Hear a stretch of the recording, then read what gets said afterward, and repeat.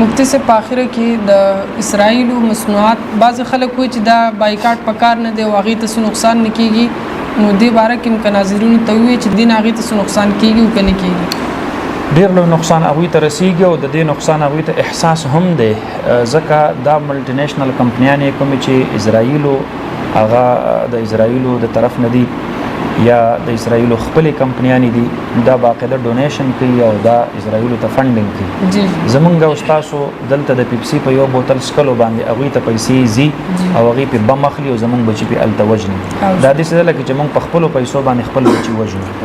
د اسرائیلو خپله آبادي په ټوله دنیا کې چې يهوديان را یو ځای کې دا 1 کروڑ ته نه رسیږي په 1 کروڑ پاپولیشن باندې هغوی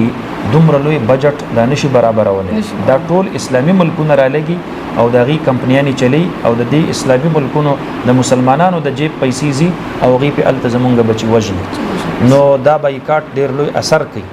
خو د دې بایکاټ د هغې دوه چې کوم دی نو کاره په کار دي او دا نه چې مونږه پیپسي واخلو او شرط نه پلاو کو هغه توی کو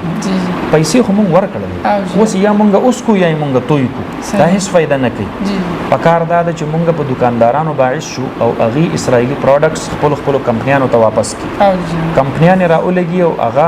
هغوی چې کوم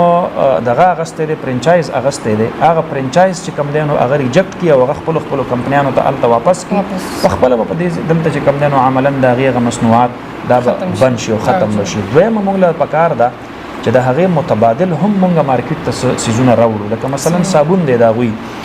اوس دا لیور کمپنی د هغوی ده د دې چې څومره صابونونه شیمپوان دي نو د یونیلیور کمپنی دا د اسرائیلو ده اوس پکار دا ده چې د هغې معیار صابون او د هغې معیار شیمپو